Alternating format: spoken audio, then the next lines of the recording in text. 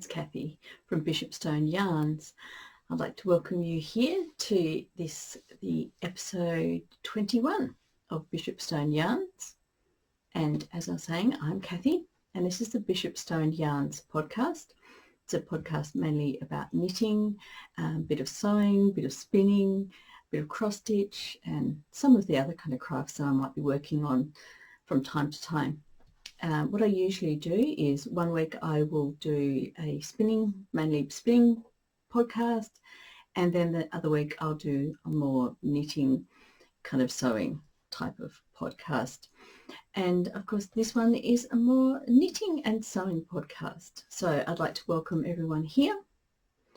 I'm coming to you from Tasmania, which is the little island at the south of Australia.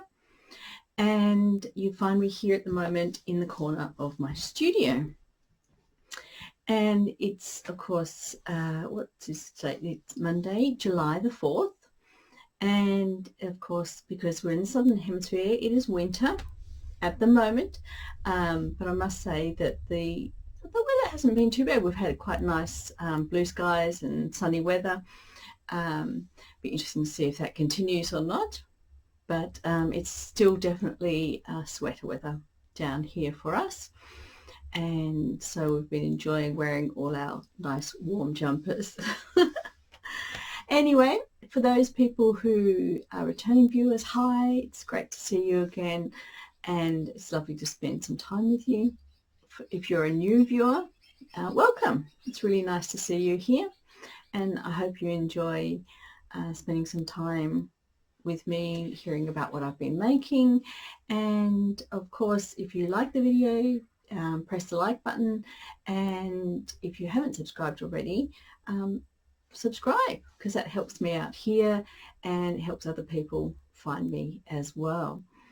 And as always, I love it when people leave comments. So I love reading people's comments. I love to hear what other people have been up to, what they've been doing, what they've been making, and also any thoughts you might have on what I'm doing at the moment. So that'd be fantastic. Okay, I guess we should get started. And so as it's July, for those people who have watched my spinning podcast, they'll know that July is the Tour de Fleece month. And for those people who haven't seen the podcast or aren't aware of it, Ravelry, which is the online knitting site, they run a thing called Tour de Fleece, which runs alongside the Tour de France, which is a cycling race, usually around France, but this year it's starting in Denmark, and I think going through about 4 countries, and then we'll be in France as well. So the idea of the Tour de Fleece is that for every day that the cyclists are cycling, then those who are spinning can join a little team and spin along with the cyclists. So you kind of set yourself a little challenge if you want, and then like if there are really hilly days and challenging days, then you can kind of put a little bit more of a challenge into what you're doing. So I have joined again this year. I haven't done Tour de Fleece for a couple of years, and there's a fantastic lady down here called Margaret who each year runs a little group in Tasmania called Team Tassie. So I have joined the Team Tassie Tour de Fleece, and that's what I will be mainly doing during July. So it'll probably be, most of my time is going to be taken up with quite a bit of spinning, but hopefully, of course, I will still be able to get in some knitting and some sewing and other crafting stuff as well. But it will be very, I'll be spending a lot of time spinning.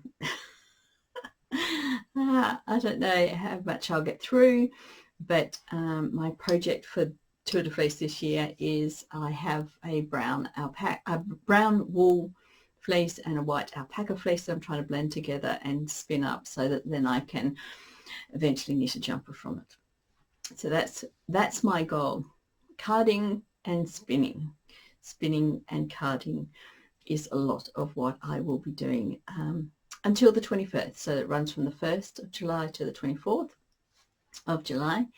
And yeah, squeeze my other crafts in around that. But I'm sure I can do that. Yeah. But I have been doing some knitting, and I have finished another pair of socks. So here are my socks that I have finished. Previously you saw that I'm kind of getting into a bit of a sock knitting groove at the moment. So I finished a pair for my husband. Then I finished a brown kind of pair for myself, and now I'm onto these ones. So I've just finished these ones.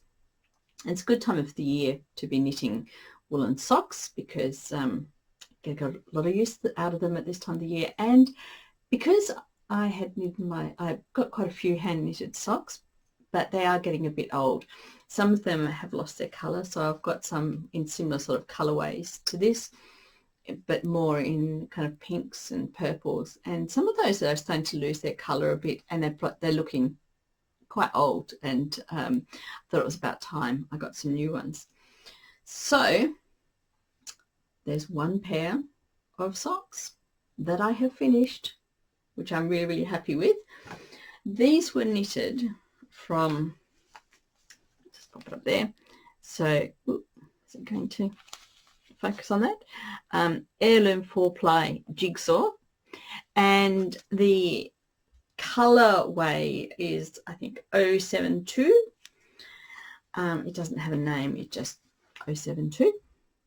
So that's how much yarn I've got left over. I don't have particularly large feet. I've got quite small feet actually, and so there is quite a bit of yarn left over. I'm not sure whether or not I'll end up starting knitting another pair of socks with this colorway, with this yarn I've got left over, or whether or not I might keep it to put into a rug. I still haven't quite decided. I still have, here's the brown that was left over from the socks that I had knitted for my husband. So there's not as much, of course, of that as there is of the blue, because his foot was a lot larger, and therefore his sock was a lot larger than mine. But so I do, yeah, when you end up knitting socks, you do end up with quite a bit of wool left over. Sometimes it's enough to knit another pair of socks, like if they're small socks, like for someone like me. Other times you're left with, you know, an amount like this, and yeah, so it's always kind of a question as to what I'm going to do with all these bits of sock wool that I'm left with. But maybe it'll just be a good excuse to make a nice blanket out of the leftovers. But then I also have to find the right pattern for the sock yarn. I have been looking at lots and lots of patterns, a lot of Afghan, and I wanted to do another crochet blanket, and yeah, so many patterns to choose from, and so many, it's a bit hard to decide because I've got different amounts of each leftover ball that I don't have. I wouldn't have a uniform amount to make, like if I was doing long rows of colour, I'm not sure that I've got enough yarn of each sock left over from each sock ball to be able to know that I'd be able to get long rows of the blanket done. So it's going to have to, I think it'll have to be like a granny square type blanket where I can use small amounts. But I've already got a granny square blanket, crocheted blanket, so I don't really want to replicate exactly what I've got. So I'm still looking at the patterns and just still trying to decide which one I'm going to do. But I do have my socks, so I am really happy with that. And since these are my third pair of socks that I've knitted in a row, I thought, great, now I've finished knitting socks. What will I start now? I know, I'll knit another pair of socks for myself. For those people who've watching my previous podcast, you might remember I've knitted these socks, and I was talking about how the colorway in these socks didn't really, or didn't match up, doesn't match up. And this was, I think, called Pumpkin Patch, the colorway here. And I think it's Heirloom was the sock yarn that I was using, but I did talk about it in a previous podcast, and I will talk about it late in another podcast when I finish these socks that I'm working on. Anyway, so these two socks were not kind of matching, which didn't really worry me. It doesn't worry me that they're not matching. But then one of the viewers suggested that maybe if I knitted another two socks, because I do have quite a big ball left of this yarn.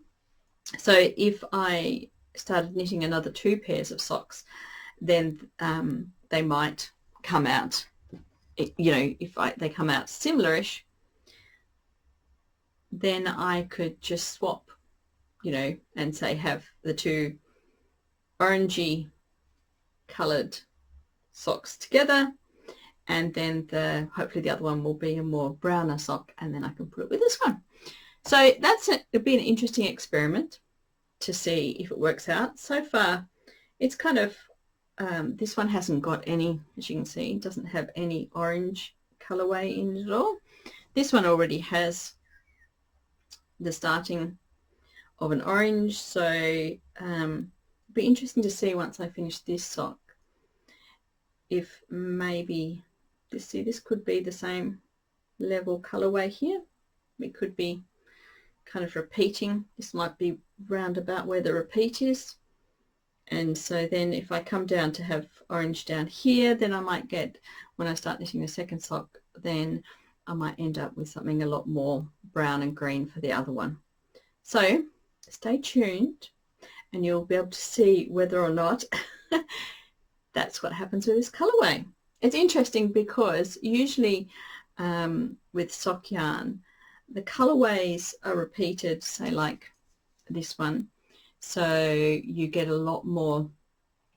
It doesn't really matter exactly where you start and finish. The repeats are close enough, the color repeats are close enough that you can start and stop and get kind of a very similar colorway in your two socks. Not that I feel that I have to have perfectly matching socks, but it is nice in a way sometimes to have socks that do match.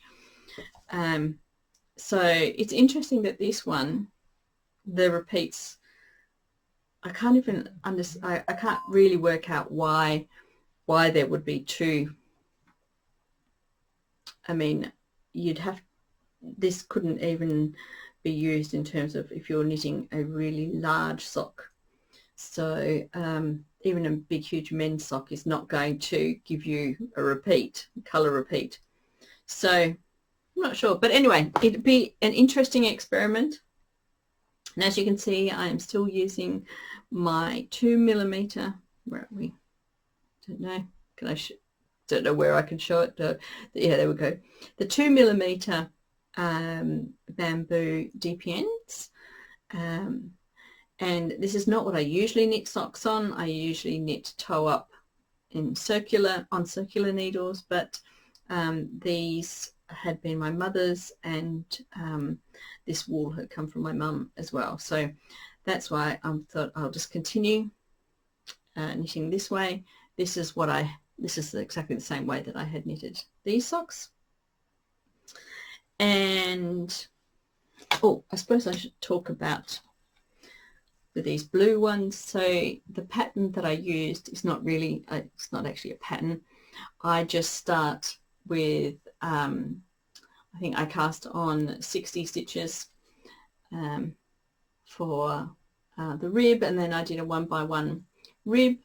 Then I just knitted down, and then I used I think it's my favorite Vanilla Socks heel, which starts with 3 knitted stitches, then you slip one, knit one across the row, purl the heel flat back, and then you do slip one, knit one across, but gives you the 3 stitches. I don't know if I can get it to, if you can see, there are 3 knit stitches at the beginning of the row, which makes it a lot easier, well, at least I find it a lot easier for picking up when you finish your heel flap and you are doing knitting along here and down here. When you pick up your stitches down here, I find it a lot easier to pick up with those, having had those 3 knit stitches at the beginning and the end of each row on the heel flap. So yeah, and then I just knit along until I'm ready to start decreasing for the toe, and then I don't know what the name of the toe is, but it's just the one where you do a knit one, then you decrease one. I usually do a slip stitch knit, and then you knit to the other side, and then to 3 stitches before the end of the row, and you knit 2 together, knit 1, and then I just do that each row. It gives me a nice kind of rounded toe in a way. So that's the pattern that I use. They're just plain everyday plain socks. That's usually what I do, and depending on what yarn I'm using, I will depend whether I use 60, 62 or 64 stitches for my cuff. Yes, but this one had 60, and actually I think this brown one had 62 stitches, but that the brown socks were a knit 1, purl 1, rib the whole way down. So having those 2 extra stitches actually helps, because it's such a nice stretchy sock. So that's it from my knitting. I haven't really been doing any other knitting apart from I have been looking at some shawl patterns, because I want to knit a hand spun shawl from Denmark, because I do have quite a bit of my hand spun, and I thought it would be nice to have another knitted shawl, because it's winter here. When I go out walking with the dog, I have just been wearing my one shawl that I finished recently, and I thought it would be nice to have a different coloured shawl, so I'm not always wearing the same shawl or scarf every single time when I'm going out. It would be nice to have another wool, hand spun wool shawl kind of to wear to keep me nice and warm. Yeah, so that's it in terms of my knitting. But doesn't mean I haven't been doing anything else. I have been doing some other things, and I have been doing some sewing. So I have finished my Hexi zipped purse by Hugs and Kisses, who is a Hobart quilting designer. And here it is. I'm not quite sure. I think this is the front. Well, I think of this side as the front and this side here as the back. Maybe if I just get it to focus and then turn it around. And so this was made up from a so I hand stitched all the little hexagons together, cut out the template. There was a flat piece, for the template at the back, cut out the 2 hearts and hand sewed those on and put the rickrack on as well. And then I have lined it as well. There are 2 different types of fabric in there, because I accidentally, when I was cutting out the back piece, I accidentally cut it out of this piece of fabric, whereas I think in the pattern you're supposed to use the same colour lining on the inside, but I don't mind. I still quite like it. Now I have to say, so the top of this little bag or purse is curved, and the zip was in the kit as well, but I have to say it's been a long time since I have put a zip in, a very long time, And I thought, it took me a little while, and I thought, I thought about it a bit, because I had the outer lining, which I had put some fusible batting onto, and then I had the lining, and then I had the zip, and it took me a little bit of thinking to work out and remember how to put it all together.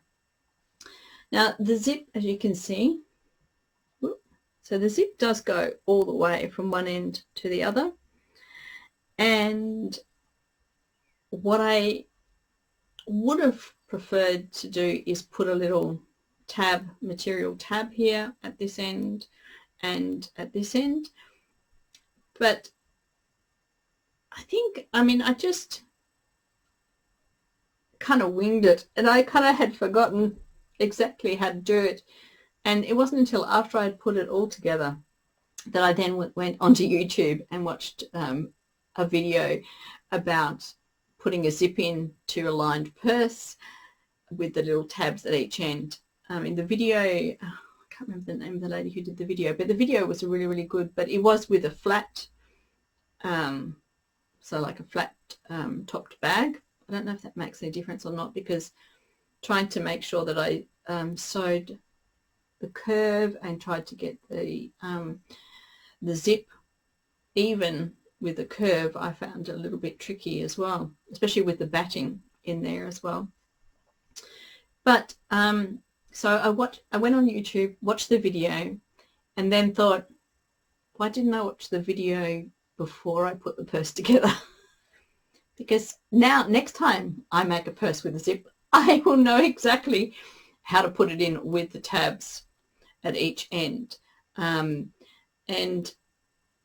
anyway, and I wanted to leave part of the zip edge out here, which I wouldn't normally do, but I felt like I needed to have something to hold on to when I open.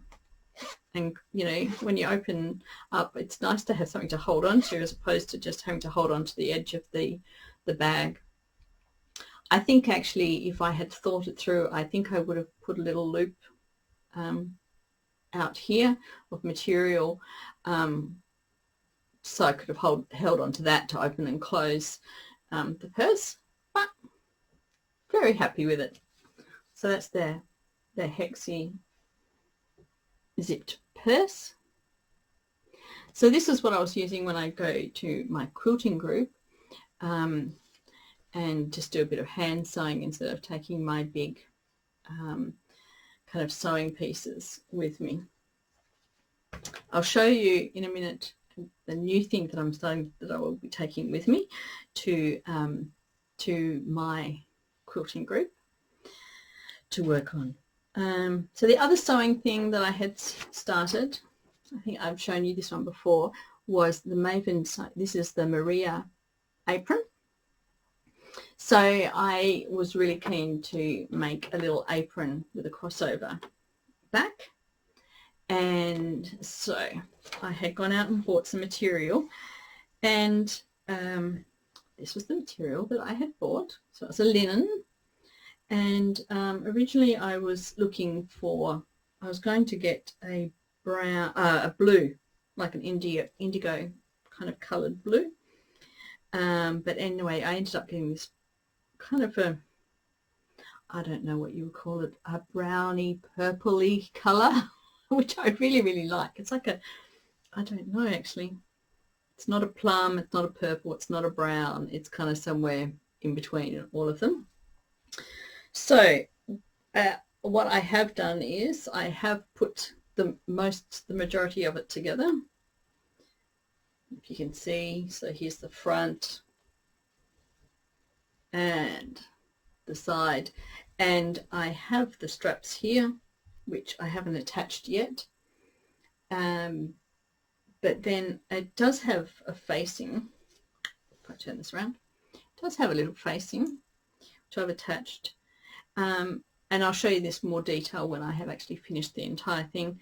But when I went round and decided I was going to put the straps on, I realized that I had attached the lining to the bit where the straps are going to go on, and I should have left that open then be able to put the straps in between the material and the facing and then sew them together. So I'm still trying to decide whether I'm going to unpick that and pop this the straps inside, or what I thought I would do at the front. I can kind of show you. So this is the front that will be kind of going, making like a bib here at the front of the apron. These straps will be coming up over my shoulder. I thought what I might do, if I can kind of show you, is if I hem that a little bit and then just pop it over the top and then sew it in place. I think that's what I'll do with the straps at the front. I'm not sure that whether or not I'll do that at the back, because it's a much wider distance at the back. I'll have to give it some thought. And the other part that I haven't finished yet for it is I have done the pockets, but the pockets are also curved here on the edges. Not that it looks very curved at the moment, but I need to cut out a little template and iron the curve into the pocket and then pop them in place and sew them on. But I think that'll just be the last thing. I was even thinking about whether or not I sew them on by hand, but I think I'll just use the sewing machine. But I've got to get that nice curved edge of the pocket. So that is in progress as well. And I must admit, I haven't been, haven't spent a lot of time in my sewing room at the moment, which is actually, it's not my sewing room, it's just actually the entrance way to my house is where I've got my sewing machine, because it's been quite cold here and there's no heating in that room. I've been having to wait for the sun to be out for it to be a bit warmer so I can go in there, and so the apron is going to be waiting a little bit, I think, before I finish it, until this nice lovely warm day when I can spend some time in there and work out what I'm going to do. But I have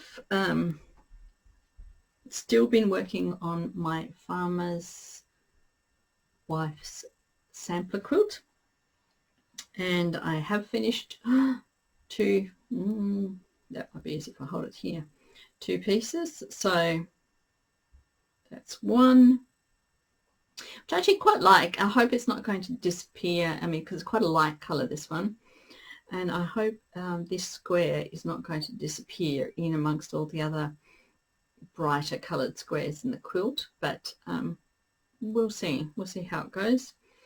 And then I had finished this one, which I must admit I did have some trouble with this one in terms of when I was cutting the pieces out. Some of the pieces are, so you've got 4 pieces that are kind of like this.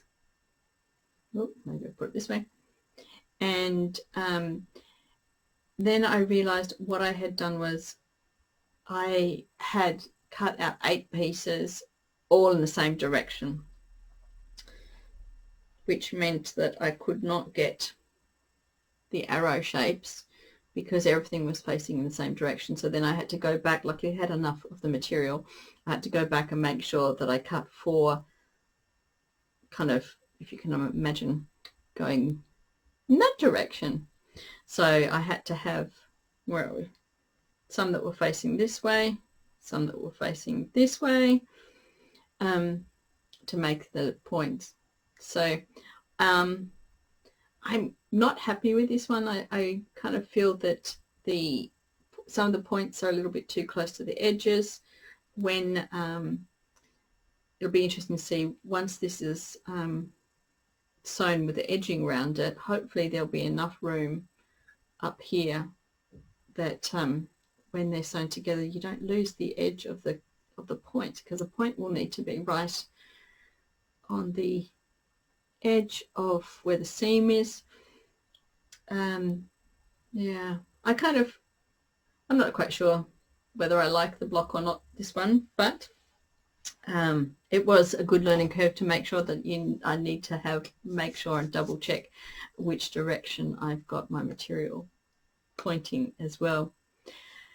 And I must admit, I keep looking at, I think I'm up to number 32 or something of 111 blocks, and I'm hoping that I will keep the momentum going and that I will be going right to the end, and that I have enough material to get to the end, because I'm not sure if I will, but I will keep going as far as I can.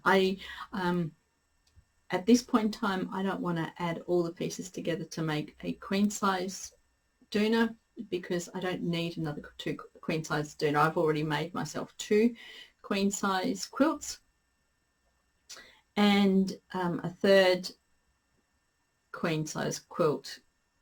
Yeah, I'm not going, you know, we don't have a spare bed that's a queen size, so I was thinking about making 2 smaller quilts out of the blocks, and then maybe I've got a chance of putting like the darker colors together and the lighter colors, or I don't know, but I'll wait and see how that goes. But yeah, I don't know that I will be wanting to make a queen size quilt out of all the blocks, or I guess if I lose interest or steam and I decide to stop making the blocks somewhere along the road, then I can I'll just make it whatever size it is. But no, hopefully I will get to the end, because it's very interesting.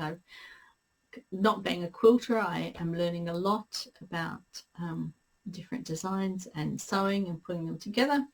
So in that way, it's been lots of fun. But then on the same side, I am also looking forward to, there's a couple of small wall hanging quilts that I want to make, and I am quite keen to want to move on to them. So I can't really start them until I've finished these blocks. But anyway, yes. So the other thing I have started is I'm still working on my Sweet Pea by La-Di-Da. I haven't done very much on this at all. I think last time I was just working, what can I put behind here? There we go. So last time I think I was just working on the outline of the bunny. So I've finished the outline of the bunny, and I've just started colouring in the ear there, as you can see. But yes, this one will be a slower project. I'm really looking forward to making him, because he's a little standing bunny, so I can put him out to display all year round, and I just think he's so cute. But because especially with July being Tour de Fleece and doing mainly spinning and finishing my socks and starting some other things, I don't think that I don't think I'll be finishing the Sweet Pea anytime soon. But the other thing I have started on, when I was out at the op shop, I came across this little, just a little sewing kit, carry case, which I thought was absolutely great idea for carrying my quilting in, my little hand piecing English paper piecing pieces to quilting group in, and it was only I think $3 or something for the kit, for the little container. So I have put my next project in there. So this is the next project I'm working on. It's also by Hugs and Kisses, and a little bag. So I have started, and I'm only just at the very beginning of this, so I have started, I've cut out all the fabric, I've stuck the little shapes on the back. Don't know if you can see that. Again, there we go. You can see that I've stuck the little shapes on the back, and then I will use this, which is a little glue stick, and stick the edges down, and then they will be hand sewn together. So it'll be kind of similar in a way to one side will be hand pieced and the other side will have this design on it. And yeah, so that will be something to work on at my quilting group, and at the same time as still working on my farmer's wife sampler quilt. So yes, that's about it really for what I've been up to. I still have some more spinning to do today, so I'll get back into the spinning, and I'd like to say thank you very much for everyone for watching, and if you've enjoyed the video, give me press the like button, and if you haven't subscribed, it would be great if you could subscribe, and please leave a message or a comment. I'd love to hear what you're all up to, what you're doing, and any thoughts on what I'm making. Oh, and I guess the last thing is I forgot to mention actually what I was wearing today. So this is a hand spun. So this was from our this wool is from our sheep we used to have, and so it's hand spun, hand dyed, and hand woven by me, and then made into a open jacket.